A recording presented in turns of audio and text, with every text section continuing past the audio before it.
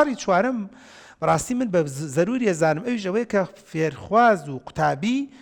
بە مامۆستا و بە قوتابخانە و بە هەمومان و ئیش لەسەرەوە بکەین کە بواری ئاینی بە قوت و بێزکن، چونکە ئاین بەشێکە لە منداڵ، ئاین بەشێکە لە پەروەردە. لەناو قوتابخانە ڕەنگە مامۆستای ئاینەکان نەیتوانی بەکو پێویست فێریکە، کەواتە قەیچێکە. ئەگەر جەنابەت مەسەڵەن پیاوە بەڕێزەڵی کاکتۆر وەڵی مناڵ حەزمە کرد فێری نوێژی بکەم بەس ناشکوی نەبێ خۆ لەبەر مەکتەب مەجال نەبوو، کەواتە لە ناو هاوینە تۆ توانی ئەتوانین جاجارێ لەگەڵ خۆ تابی بێ بۆ مزگەوت، ئەتوانین جاجارێ لەگەڵ خۆ تابی بێ بۆ کۆڕ و سیمینارێک، ئەتوانی هەر دینێکت هەیە بەڕێزێک سەیرمانەکان شەرت نییە دینی ئیسلام، هەر بەڕێزێک سەیرمانەکە بەڕێزێک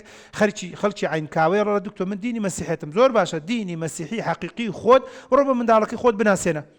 بڕۆ بیناسێنە، بڕۆ باشی بکە، بڕۆ کتێبەکانی لەسەر بخوێنەرەوە، بڕۆ تەرتیباتە، بڕۆ دانیشە مناقەشەی بکە بە ڕێزێکی تر وڵای کاکتۆ من حەزەکەم من مسلمانم و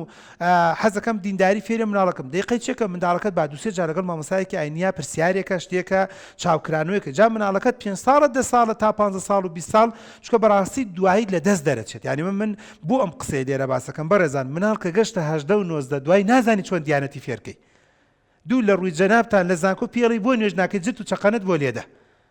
پێڵی بۆ مەسەر فلان ناکەی گاڵتەی بە عەقڵت دێت چکە تازە پێشتر تەواو مێشکی تەقی گرتووە، یان ئەبێ نەخۆشیەکی توش بێت بۆی بێتە ڕێ، یان ئەبێ خۆی تۆزە عاقڵ بێ بخوێنێتەوە کە زۆر جار ناشخوێننەوە، ئەو کتێبی زانکۆ ناخوێنێتەوە هاوار بە ماڵم چ جاوی کتێبی بۆ نمونە پەروەردە و کتێبی ئەوە کتێبەکەی خۆی کتێبەکە من داوم پێڵم و کتێبە لەو کتێبە ئیمتیحانەکە هەمووی لەوا دێتەوە